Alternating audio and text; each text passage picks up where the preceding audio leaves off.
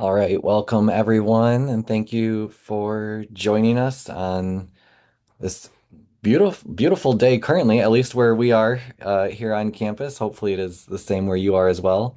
Excited to have you all with us. My name is Kyle Barnhart. I'm Assistant Director for Alumni Engagement at Grand Valley, and thrilled to be joined again today by Melissa Stewart with Clear Vista Advisors to walk us through the final component of our Retire Well series and talk to us about some of the hidden costs we might experience as we age into retirement. So, Melissa, with that, first I'll say we do have the chat function open today.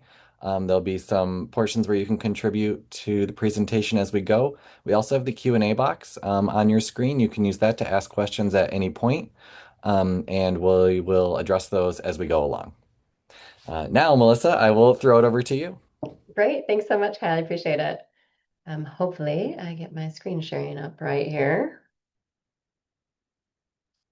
Mm, Hold on just one moment. All right, there we go. So thanks for taking the time to meet with us today and be with part of this webinar. Appreciate you being here. My name is Melissa Stewart, and I am the founder and senior financial advisor at Clear Vista Advisors. I'm also a GVSU alumni grad. I went for a double major in business and finance. For my last 2 years of my degree, I also went to Grand Rapids Community College as well. So homegrown, West Michigan. Clear Vista Advisors turns 5 years old this year. Before that, I was with some other firms for 15 years. So I've been doing this for almost 20 years, which seems crazy. But when I was going to Grand Valley at night, I started in the industry as a receptionist at a financial firm, and moved from a receptionist to assistant to operations manager to now owning my own firm. So, Clear Vista Advisors, we specialize in retirement plan consulting. So, we work with employers on their retirement plans and meeting with their employees and their participants. But we also specialize in working with pre-retirees and retirees.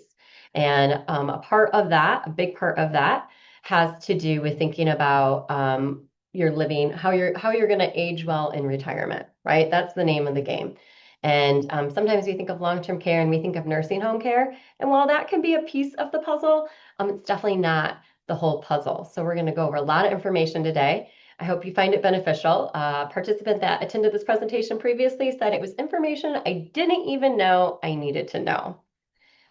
So also, I want this to be interactive. Webinars, I'm just talking into this camera. And so we really want today to be interactive as possible. Kyle will be looking at the Q&As. Kyle will be looking at and moderating your questions along the way. So please ask questions along the way so that we can make today as interactive as possible.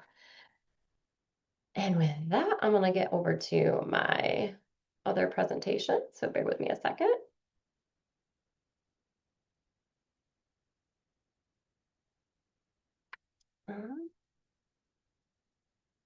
All right, there we go. And Kyle, I want to make sure I can see you too. So I'm going to put you over here. Okay, there we go. Can you hear me okay, Kyle? I saw we had something in the chat and I just want to make sure. Okay, we're good. Good, good. Organizing my screen here. Bear with me, I apologize. All right. So thank you for joining me today to discuss the hidden costs of aging.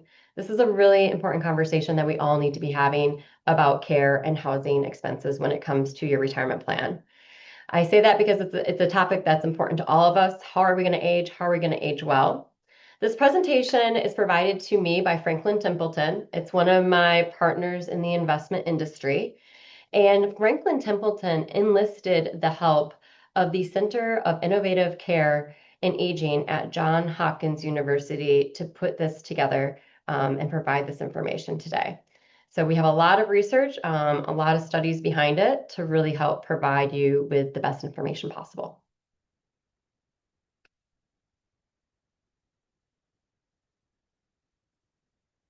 All right. Everyone is excited to complement this kind of a retirement. After 30, 40, 50 years of working, you get your celebratory retirement party, hopefully. You'd part with a gift, maybe a watch. I don't know. Do any employers still do watches nowadays? And then you're on to pursue your bucket list of items for retirement. Maybe this includes travel, adventures, hobbies, and leaving a healthy estate to your loved ones. But reality is, unfortunately, most people will not travel in a straight line when it comes to retirement. What are some of the unexpected events that might happen that would get in the way of get in the way for you in retirement? We have the chat box open there. So, what are some unexpected events that might get in the way of a smooth retirement for you?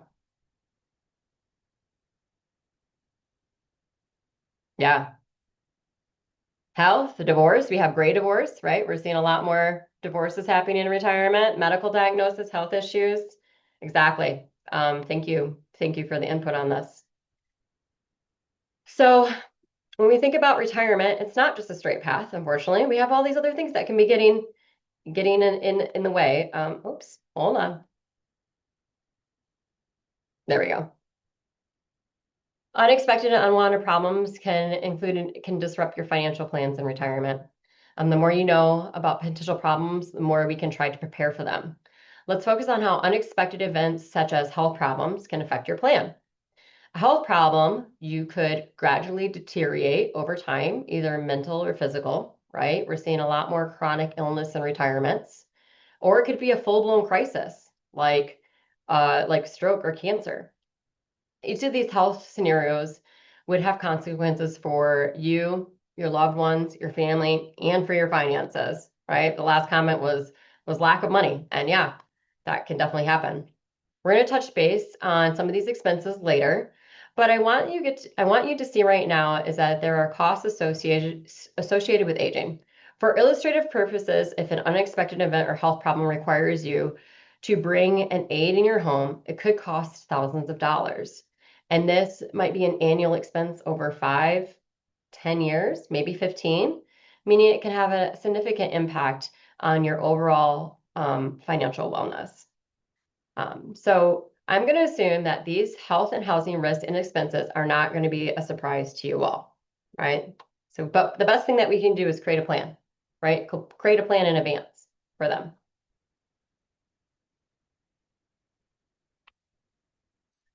People may live as many as 30 years in retirement. So we really like to think about retirement being in three different phases. First, we have the go-go years, right? Typically, this is from age 65 to 75, right after retirement. This is the time where people are healthy and and you have the money to check off the things on your bucket list, right? Travel, maybe taking care of the grandkids and seeing a lot of that.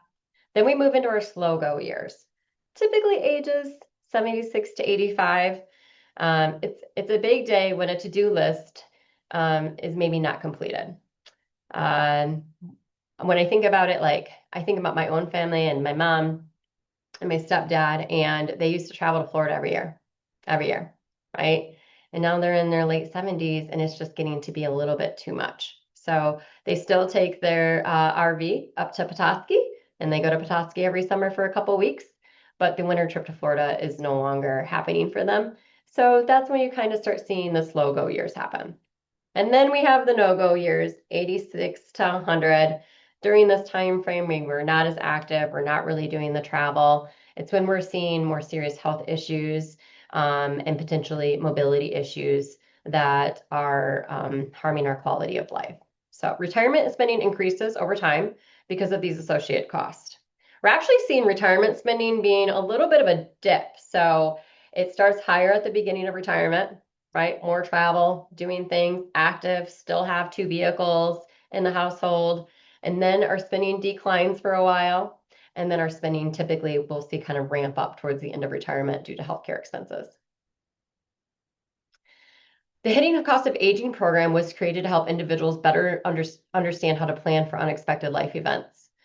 Um, so when we think about that, the first thing we think about is the profile of aging. And then we're going to cover today the care and housing considerations that go along with that. And then we're going to formulate a plan. Okay, that's what we're going to cover today. Profile of aging.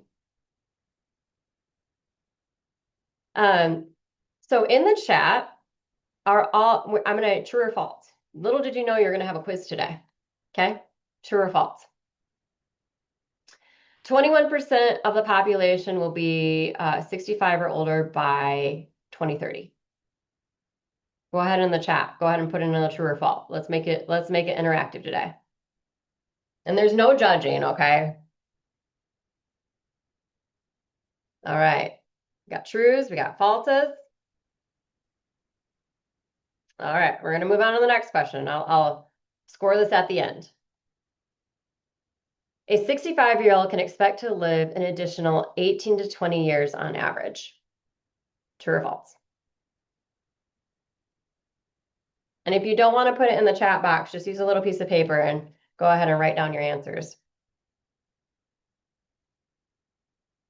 All right, all right. Depends. All right, Kathy. 80% of older adults are living with one chronic disease.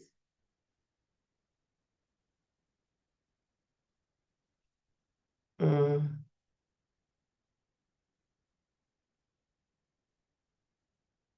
Would you believe it? All of these are true.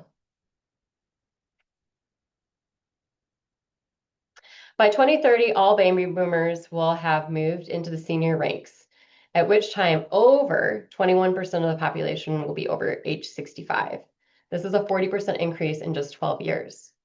To put the numbers into perspective, 10,000 Americans cross that line every day. Pretty crazy. Job security for me working with retirees. Life expectancy across the board is increasing, and women are outliving men. I don't think that's any surprise to anyone. As you can see here, a 65-year-old woman can expect to live an additional 20 years on average versus a 65-year-old man who can expect to live an additional 18 years on average. At age 65, women make up over 55% of the population. 85 plus group will likely include considerably more women than men, with women making up 61% of the population.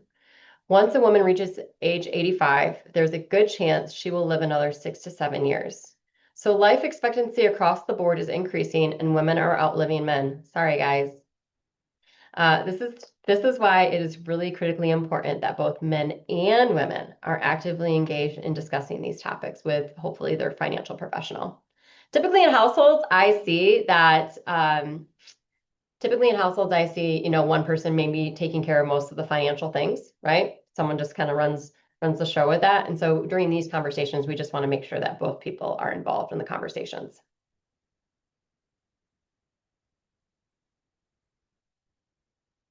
Women are more likely than men of the same age to be widowed. I was really surprised by some of these widow stats. At age 65, 34% of women are widowed compared to 12% of men. And at age 85, widowhood for women climbs to 73% versus 24% for men. You may want to keep these facts in mind for your, especially when speaking with your financial professional about it, just so that you can make sure you have a plan in place. One of the other topics we talked about in the Retire Well series already was estate planning. You can see that presentation saved on the GVSU Alumni website. We'll make sure to link back to that in a follow-up email to you, but highly recommend you go through the estate planning process and make sure you have your documents in good order.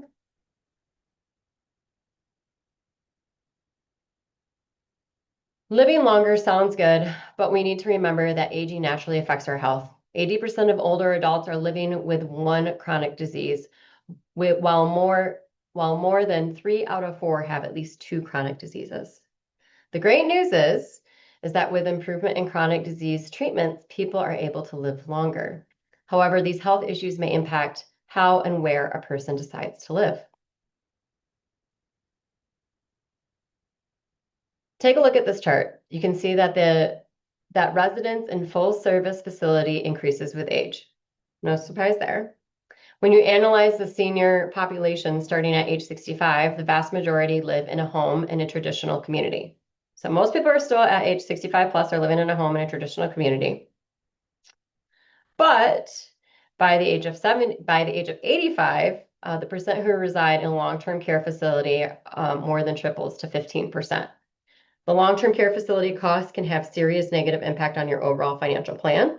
These expenses can be as much as 36% of your retirement income, which is why we just need to make sure that we plan for it.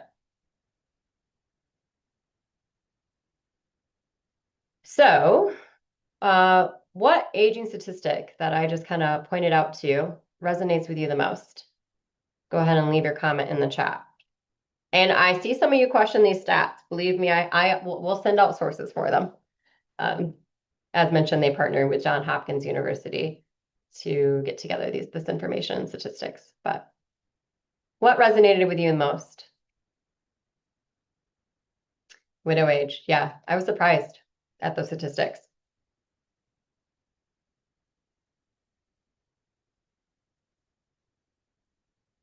Percent of people needing nursing care at age 85. Yeah. Although I am seeing more and more in-home care being done, and that can be significantly less costly. So we're going to talk a little bit about that too. Got to start spending 36% of your retirement income for long-term care. Yep. So what does this data mean for you? It means that you have a greater chance of living well into your 80s, but the longer life doesn't necessarily guarantee good health for all those years. As you age, housing expenses can become a significant portion of your retirement income. Your plans for housing should be factored in your overall financial plan. Very, very, very important. The good news is that if you are financially prepared with a plan, there's a wide range of housing options available for you.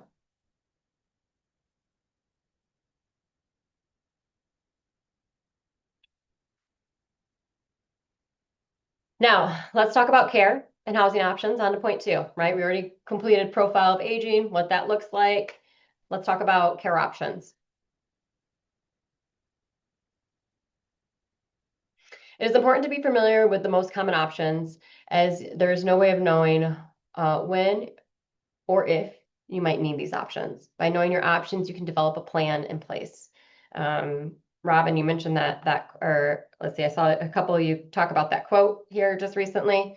If you don't make a plan, if you don't make a plan will be made for you. Okay, so we want to have a plan in place. Given the choice, the vast majority of people would rather remain in their own home for the rest of their lives. So I'm going to spend a bit of time discussing what that might look like for you as well. Okay, I know I would, right? Before we discuss the aging in place housing option, I want to share two resources with you, and these are going to be included in the follow-up email for you from Kyle. So it's one big PDF with a lot of guides in it, okay? The first one is we have our care and housing option brochure discusses features of common housing options, okay? Our assessing housing needs discussion will help guide you or your loved ones to help make the right decision.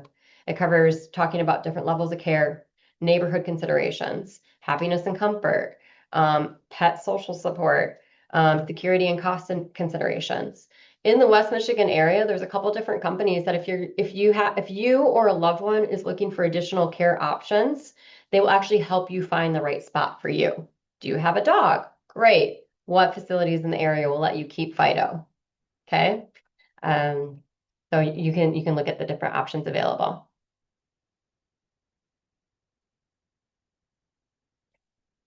Aging in place is defined as staying in one's home safely, independently, and comfortably. It is easy to understand why most people want to age in place. People want to maintain their independence and privacy, stay close to their friends and doctors. In addition to staying at home can be considerably less expensive than moving somewhere that provides care. But staying at home can be challenging as people age. Let's look at some issues and we'll think about considering this option more. People may find it more feasible to age in place when you have family nearby. People who know their loved ones can come by and check on them. So my grandpa, I grew up in Comstock Park, told you, homegrown West Michigan, and my grandpa lived like a mile away. And I remember that through high school and also through college, I made it a point to drive by his house because every night he would turn this light on in his window. And it was kind of my sign that I knew he was okay. So driving by, having family nearby, come check on you. But even if family does live close, you need to think about how available they are to help you. For example, someone who works long hours or travels a lot for work may not be around enough to help. Or if family members have health issues of their own, it might not be a good choice either. We're my generation right now, we're called the sandwich generation. Kyle, have you heard of this term, sandwich generation? Yeah. So we have kids of our own. I have a 13 and 15-year-old, and then I have aging parents as well too, right? So, and then I have my career. So time is limited right now. In addition, when you need to consider how willing your family is able to help support your care. Um, Siblings are all for aging in place, right? But not all the siblings are usually able to help and to care for their parents. So we need to think about this. Like, where is that responsibility going to be held within the family? Are all the siblings going to help out equally? Is it going to fall on one person? And it's really important just to have these conversations so that we can create a plan around them. People can also take steps to accommodate their home so that it's more suitable for living in place. Um, professional judge, Professional judges will determine, excuse me, professionals judge a person's ability to live independently with how they're able to perform their activities of daily living. These tasks include eating meals, bathing, dressing, and managing your medications. An inability to perform some of these activities doesn't mean a person can't live in their home, but it does mean that they may need some additional modification and help so that they can continue to living there. Home modifications can be expensive, but you can also it may also be necessary to accommodate aging people with deteriorating health. So one of the things I look at is when creating people's financial plan and we plan it in there, I ask them, do you plan on staying in your home? Yes. Okay, great. Is your home two-story? Is it a ranch? Do you have a basement? Well, you need to get up and down these different levels, right? Do you have a zero entry shower? Because tripping and falling becomes a bigger hazard, right? Do you have loose rugs throughout your house? Also, trip and fall hazard. So we need to think about some of the modifications we might need to make to the home so that they can stay in place, right? And then we put that expense in their financial plan so that we're planning on it. And honestly, we're seeing more and more technology out there to help people stay and live in place. So be talking about home modifications, and then also we're seeing more assistive devices and technology, right? So I have this Apple Watch, right?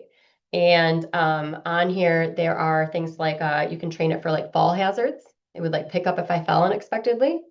It would also, I've had some clients that have like some defib going on with their heart, and it's picking up on that as well. We're also seeing technology devices. One of the biggest things in aging and retirement can be loneliness. And so we're seeing more and more devices kind of helping out with that. I don't know where that's going to go with AI, and I can't imagine where things are going to go in the next 5 to 10 years with AI. But some of these uh, new tech will be able to help people stay in their homes longer. So in the guide that we're going to send you, we also have a home safety assessment that we'll be providing you. This checklist guides individuals through the home, identifying unsafe features and creating a plan for modifications. Many people find it useful to refer to this checklist when buying a home in retirement. And others are finding it helpful when they're talking to their families and loved ones about are you able to stay in your home? A friend of mine, mother, was not aging well in place. It was really time to start thinking about moving her into a facility that could provide more care for her. And having a family meeting where you can go through a checklist like this and have a conversation around it. Because some family members might think, no, mom's fine. Mom's fine. She's doing fine on her own. And other family members are realizing that no, it's probably time to either get mom some more care or to get mom into an assisted living facility. And mom did not want to go. Mom was stubborn, so it was a family meeting to have this conversation and determine when was the right time to make that change for her. There were also consultation companies. I have names for some of them that can come in and do an in-home analysis and help the family have that conversation. Sometimes it can be really beneficial to have a third party guiding that conversation and that discussion. People who choose to age in place and have made the necessary home modifications may still need more support, either medical or non-medical. A good place to start in this process may be consulting with a geriatric care manager. These professionals are usually licensed nurses or social workers who specialize in geriatrics. They are trained to conduct assessments and recommend solutions. Then we can move on to other items like we might see additional home care agencies in the area that can come in and help take care of both medical and non-medical things, right? It might just be helping mom get to and from her hair appointment or to her medical appointments. And then we have companion care services as well too. I also have some recommendations in the West Michigan area for this that can, just sometimes help get family members out of the house, take them out to eat, things of that nature. And then lastly, we also have adult daycare services in the area to be thinking about. So I know it's kind of hard to think about for ourselves. It really is. But so I like to think about it more for like my mom and dad and my own parents. Great resources for them. But I would want my children to have these resources for when they need to be thinking about this for me. And also, I'd want them to have a conversation with them about what I'm hoping for and wanting. So, home support service worksheets will be going out as well. Interview list. What should you be looking for when you're interviewing a caregiver or thinking about an adult daycare or selecting a geriatric care manager, right? Questions that I wouldn't even know I need to be asking during these interviews. We have guides ready for you.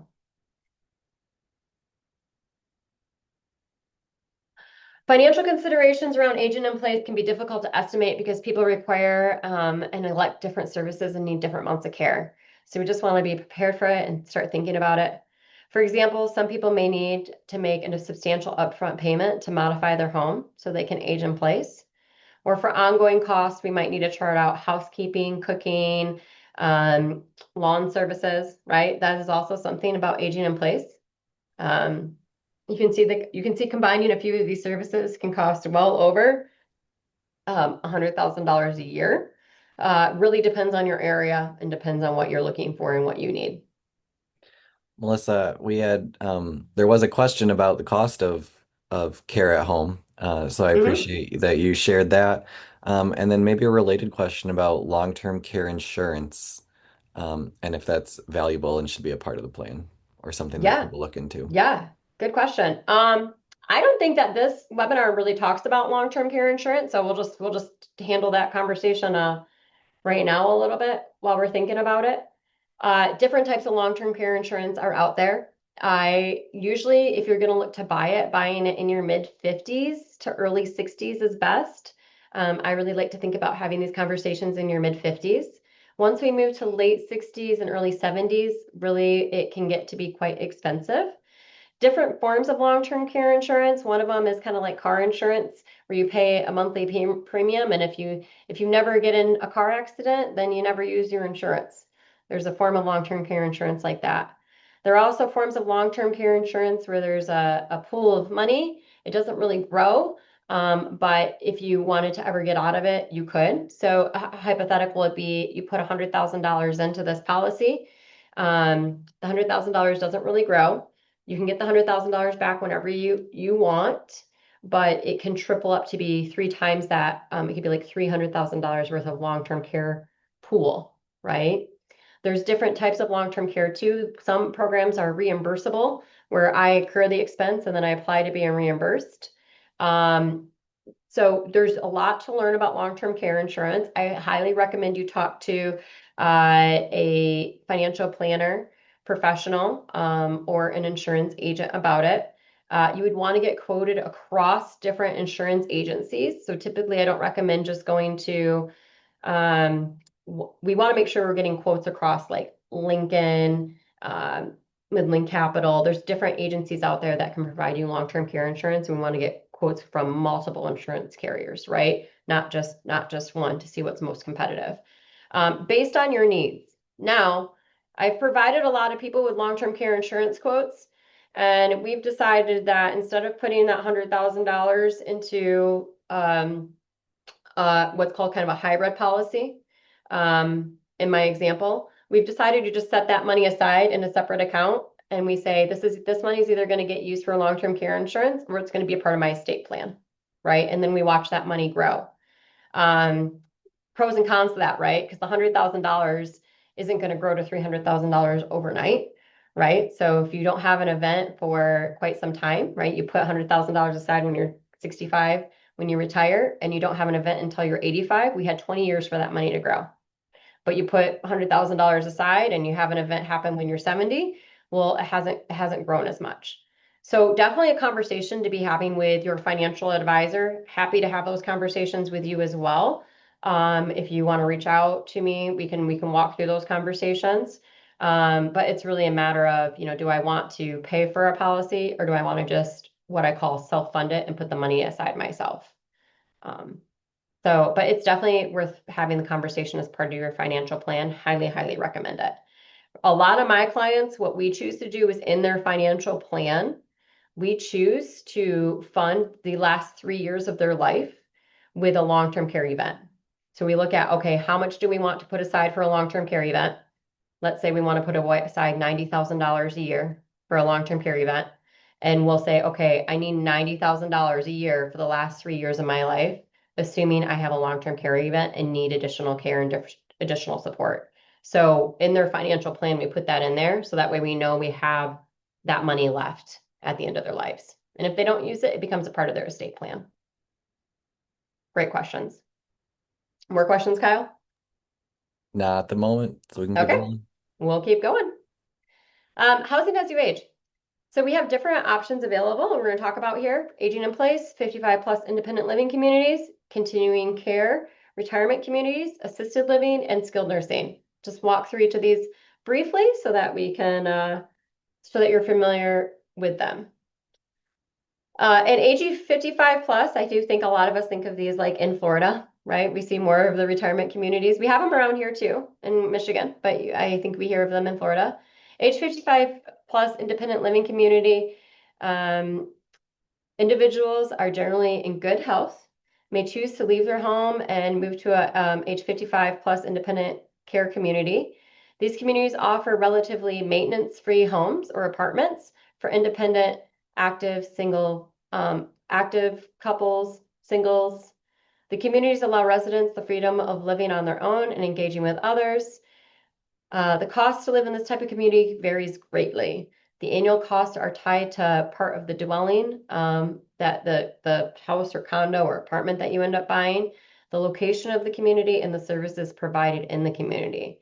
What they don't offer, however, is on-site medical care. Residents can bring in their own medical care or companion services, but they won't have immediate access to doctors or nurses or medical professionals right on site. So, um, something to think of. I do have some of my clients living in communities like this, and they're really loving it for the social aspects of it, right? I was down in Florida visiting with some of my clients a couple weeks ago, and when I went down there, Gary was working in the golf shop that morning, and that evening, Shirlene and him were had a recital for the community play that they put on. So definitely very active. So offers maintenance-free homes, medical services nearby, access to a range of amenities, opportunity to engage. But monthly estimated cost for something like this can be $1,500 to $10,000 a month, depending on the community. Continuing care communities. Another option is a continuing care community. Sometimes we call these a CCRC. And they can provide comprehensive housing options. These communities can be very attractive for people who are currently living independently, but want to settle and put down roots in a place where they can have access to medical needs as they may increase over time. We call this aging in place. While residents must be able to live independently when they move in, there is on-site expertise to care for their physical and mental needs as they change. These communities are often offer lifestyle amenities, support services that seniors value. Services can include meals, housekeeping, transportation, on-site medical care. It may also include lifestyle amenities like pools and fitness centers. Given the breadth of the support and healthcare services provided by this type of care and community. We can see these range based on our research, the price can range a lot for these. The average entry fee for a type of community like this can be anywhere from $100,000 to $500,000, and monthly living fees of $900 to over $900 a month to over $10,000 a month. Those got to be like really nice facilities, right? Um, but I think of these continuing care communities, and I think of these in West Michigan.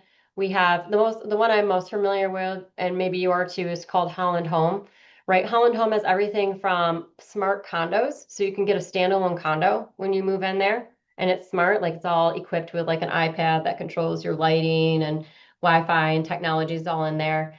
And then you can move up from that when you need a little bit more care. You can move into one of their other places that might have like an apartment, right? So you're not so far away in your standalone condo. And then if you need even more additional care, you could go into, they have a memory care facility, and they also have like full-time nursing care facility. So it's a community where you can start out in your own condo, and then you can move up as you need care. And typically the buy-in fee is like when you go to buy that condo, that's part of your buy-in fee because if you no longer like if you just wanted to sell the condo, you wouldn't get your buy-in fee back. You wouldn't that would come out of the price that you paid for the condo. So just to give you an example of what that might look like. Then we have assisted living facilities. Pretty sure we're familiar with these. When someone requires more assistance with daily activities, but not necessarily skilled medical care yet, they may choose to be in an assisted living facility. This type of facility has proven particularly desirable for couples where one person is having issues and needs help and support managing their significant other. Assisted living facilities provide support, a supportive living environment, allowing family members to know their loved one is getting the care that they need.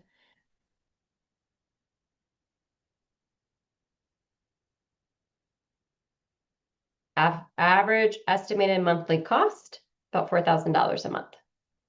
So, and sometimes the cost starts lower because they'll have different levels of care in these facilities. So you might start at a lower cost, and then over time, as you need more and more care, they'll move you up different levels. And then last but not least, skilled nursing facilities for people who are requiring on-site skilled medical care, including nurses, physical and occupational therapists, and doctors. A skilled nursing facility offers the highest level of medical care on site. It also offers the most comprehensive support. This can include memory care, right? We're seeing a lot more people need some memory care, cognitive impairments. Residents will be receiving 24-hour care and close supervision in this type of facility. Um, So let's get down to the numbers for something like this. The Genworth 2019 Cost of Care Survey is a great resource for those who are trying to estimate what the national, hourly, monthly, and annual cost is for these services. So that's called the Genworth 2019 Cost of Care Survey. Will help give you a good guide for what these might cost, and it will be more regional based too. Different states have different costs of living, right?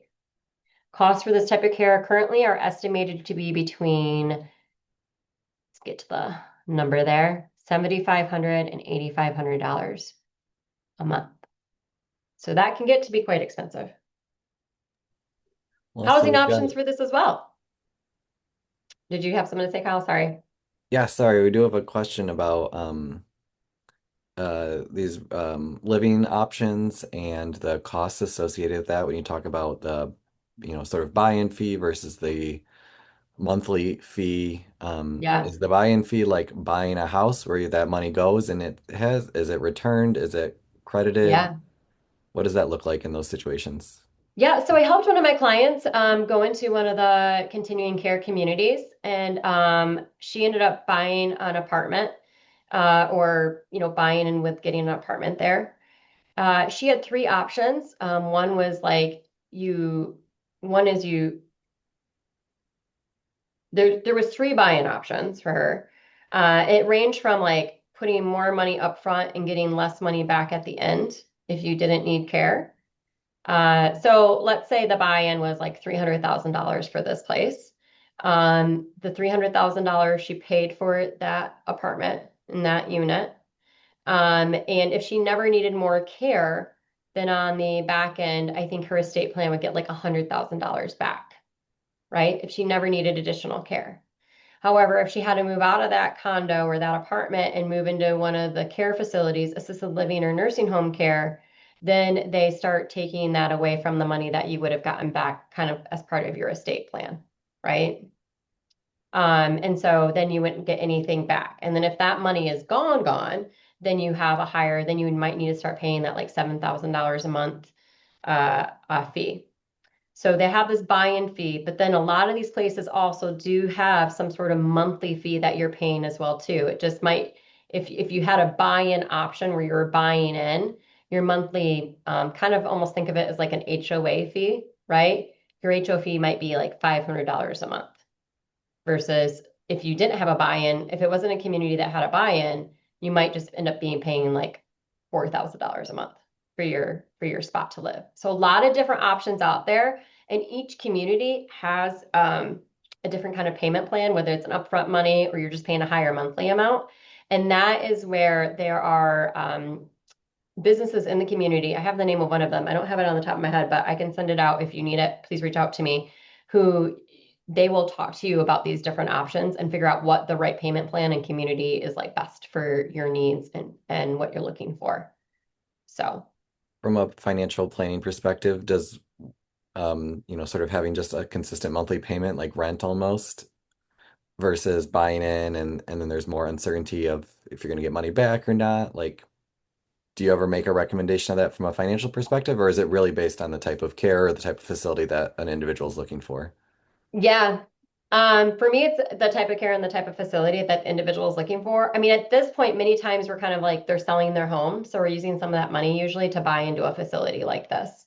Or we're using the money that they use we put that money aside in an investment account and then they can pay their monthly, fee for like almost like a rental fee in this community. So it's so client specific that we really have to see what the client needs and then how are we going to go about funding this. But in these situations, we're talking about people who are looking to maybe potentially sell their home and then move into a facility like this. So we're using the money from their home to get them into one of these communities and care. That makes I sense. heard you say pay taxes on some of these places. Um, some of these places you actually get a tax credit if you move into them. So there's actually a deduction for it. So that's something I would make sure you talk to your financial advisor and CPA about. Also, you can get a tax deduction as well if you buy into a long-term care insurance policy. So make sure they're kind of aware of that too and talk to your CPA about it. Um, Someone made a point here. Remember nursing care, West Mission currently semi-private room, $14,000 a month. Um, yeah, it's expensive, so we have to plan for it. Other comments, Kyle? All right. Formulate a plan. So, oh, there we go. Speak with a financial professional. Hopefully, you have a financial advisor. A lot of people end up hiring a financial advisor when they go into retirement to help plan these conversations, run a financial plan. I always think the easy part about is saving for retirement, right? Just make sure you put enough money away and make sure it's well diversified and invested well. But when you get to retirement, we're thinking about more of these costs, right? How do I plan for these expenses? How do I plan for buying a vehicle every 10 years? How do I plan for my travel budget? Or maybe some people want to help put money aside for their grandkids for college. So these are conversations that can be have with a financial professional, and they can put it in a financial plan for you. Um, so talking to a financial planning professional, we'll talk about future expenses. Inflation will be in your financial plan. Um, we also want to talk about determining your wishes as part of the process, identifying resources and facilities, and then documenting your wishes. So I think it's so important that you talk to your loved ones and your children. If you have aging parents, talk to them about what their desires are. Because you don't want to have something happen and have it be too late where you don't really know what their desires are. And now you have to make the plan for them. My mom has always said, and I hate that she thinks of it this way, but she's like, I would never want to be a burden on you. If something happens that I need more care, like put me into a good facility, and let them take care of me. But can the family afford it? Right? So we have to talk about that too and the money that's there for it. and then take action. So the first part in a financial planning process that I do, and I'm offering a complimentary consult where you get a preliminary financial plan. And the first thing we're talking about is what are your goals? How much do you want to spend each month in retirement for your living expenses? How much should we set aside for healthcare? We already had a presentation on Medicare. How much should we set aside for a long-term care event? Or down the road, if you plan on moving into a facility like this, we're going to sell your house. And is it going to be a horizontal move where the cost is the same? Or is it going to cost us more and we have to plan for that accordingly? Make sure we put the travel budget in there.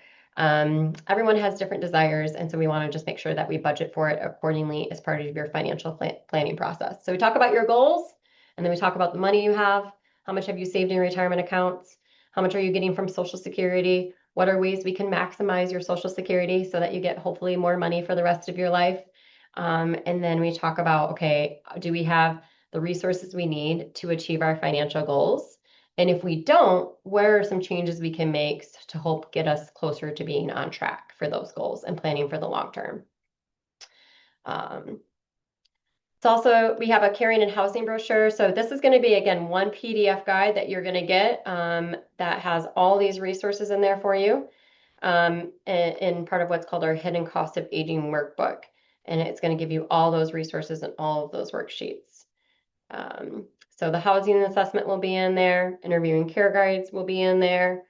Um, so I hope today was the first time I've watched this presentation be given 5 times. I know it was my first time giving the presentation, so thank you for bearing with me. I will get better on it over time, but I appreciate your time. I think it's important information to get out there, especially that you have these resources available to you. The population is aging and living longer, and we have to carefully plan for your retirement. We need to keep impact in the impact it's going to have on your family, right? I have another client that they lived in North Carolina. They sold their place in the mountains in North Carolina and they moved to a place in Florida that they had inherited. And they were at that place for probably about 5 years. And they ended up moving back up to North Carolina because that was where her daughter and family was. And they couldn't, every time they had an issue with their Wi-Fi or their computer, they didn't just have the help handy. They didn't have any family nearby to help them out with that. So that would be a situation where we see clients, everyone wants to move. Everyone, I have my snowbirds down in Florida and they move down there, but then they're so far away from family that they end up moving back to closer to family and being near family for those care resources. So think about the steps that you're going to take. Those guides will help you formulate a plan. But what are the steps you're going to take to formulate a plan? Go through the guide. Please, please, please, please, please have conversations with your family and loved ones about what you want this to look like for you, so they're not guessing about what you want for your long-term care. Um, is your goal to stay in your home longer? Is your goal to, no, when I need additional care, go ahead and, find the right spot for me. So the time to repair the roof is when the sun is shining. So we want to do it. We want to do it now. Put a plan in place, both with your financial planner, but also with having these conversations with your family. And of course, we have the legal disclosures. Got to remember those. But I really appreciate you taking the time today and being here for this meeting. Feel free to stop my share my screen here real quick. Feel free to reach out and contact me. Kyle will provide my information in the follow-up email. Happy to do a preliminary financial plan. I do thousands of them a year, probably at least hundreds, maybe not thousands. I do hundreds of them a year for employees of the retirement plans that I consult on. Happy to do initial consult with you. And you're like, well, it's free. Yes, someday down the road, if and when you're looking for a financial advisor, I would love to have that conversation with you as well. But in the meantime, let's make sure we can help put a plan in place. Anything else in our Q&A, Kyle? I don't see anything at the moment, but if anybody does, feel free to drop it in there while we wrap up here. I've just thrown a link in the chat for our Retire Well webpage, which is where we'll put the recording and resources from today's session. And you can also Yes. find If you Yeah. haven't already, check that out. Medicare, Social Security, estate planning. I have one on investing in income, creating income in retirement, and then this is the last piece of the puzzle in the series. So make sure you pay attention, you check out those webinars as well too. Yes, so many great resources there from Melissa and her colleagues helping us be prepared for retirement. Yeah. So watch for that follow-up email with the recording. Melissa, again, thank you so much for joining us today and sharing all this information with us. Great. Thank you. Have a great day.